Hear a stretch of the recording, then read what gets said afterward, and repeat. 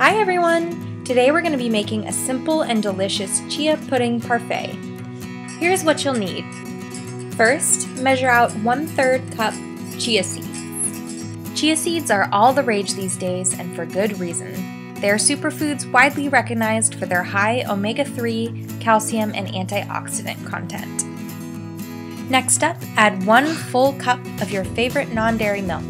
Here we're using almond milk, but coconut and soy milk also work wonderfully.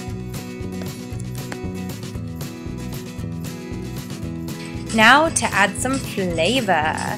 I recommend adding vanilla extract, but you can also add almonds or any other flavoring that you'd like. To sweeten up our chia pudding, we'll be adding 3 teaspoons of agave nectar, but you can also use maple syrup or any other sweetener of your choice.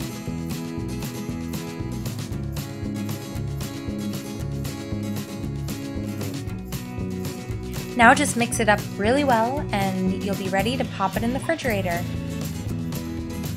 You'll want to leave it in the refrigerator for at least 30 minutes or up to overnight, because that gives the chia seeds a chance to absorb the moisture and become thick and gelatinous and pudding-like.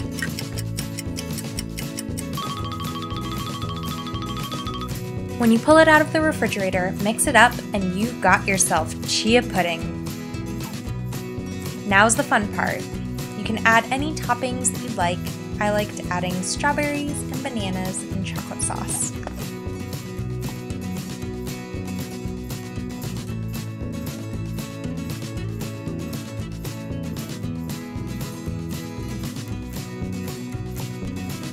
When you're looking for a filling, nutritious, and delicious treat, chia pudding has you covered.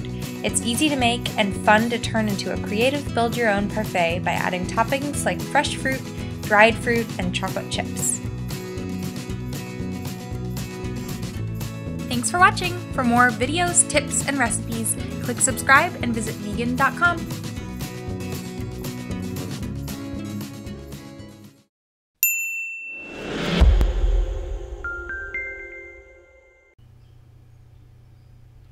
Unhealthy lifestyle behaviors associated with increased risk of premature death include things like smoking and excessive drinking and not eating enough greens.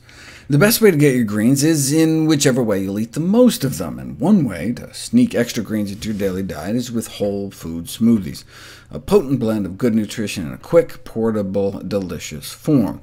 The Mayo Clinic offers this as a basic green smoothie recipe, combining the healthiest of fruits, berries, with the healthiest of vegetables, dark green leafies. 2 ounces of baby spinach is about 1.5 cups. Curly parsley is another mild beginner green to start with. Surprisingly, the sweetness of the fruit masks the bitterness of the greens, such that the pickiest of children love them, along with any adults who would otherwise not be consuming dark green leafy vegetables for breakfast.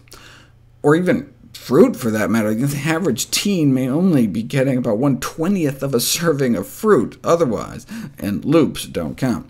But offering smoothies can have a dramatic effect on fruit consumption for students who do not want to take time peeling or chewing fruits. Who doesn't have time to chew a fruit? But the milkshakey texture of smoothies may not just boost the quantity of fruit and vegetable consumption, but also the quality.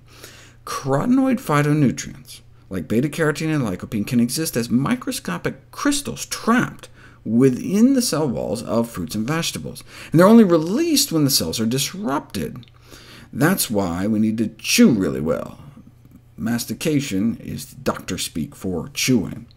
We either have to chew better, or choose plants that are easier to chew. For example, while tomatoes have more beta-carotene than watermelon does, the watermelon's beta-carotene is more bioaccessible because it has kind of wimpy cell walls, but the cells of other fruits and vegetables are smaller and tougher. To maximize nutrient release, food particle size would ideally be reduced down to smaller than the width of the individual plant cells, but you can't do that with chewing. Most vegetable particles end up greater than 2 millimeters when you chew them, which corresponds to way up here. Whereas if we broke open all the cells, we could release much more nutrition. We can never chew as well as a blender. The particle size distribution from chewing is about what you'd get blending in a food processor for about 5 seconds, or one of those high-speed blenders for maybe half a second. 40 seconds in a blender, and you can break spinach down to a subcellular level. Why does that matter? Well, take folate, for example, the B vitamin in greens, especially important for women of childbearing age. Feed people a cup of spinach a day for 3 weeks, and their folate goes up compared to control. But even just chop it up finely with a knife first before chewing it, and you end up with more than twice as much ending up in your bloodstream. And the same absorption-boosting effect with lutein, the green's nutrient so important for our eyesight. It's not what you eat, it's what you absorb. But for lutein, the boost was only 14%, so a few extra bites of the whole leaf greens would have gotten you just as much, and some other nutrients, such as vitamin C, aren't affected by pre-chopping at all.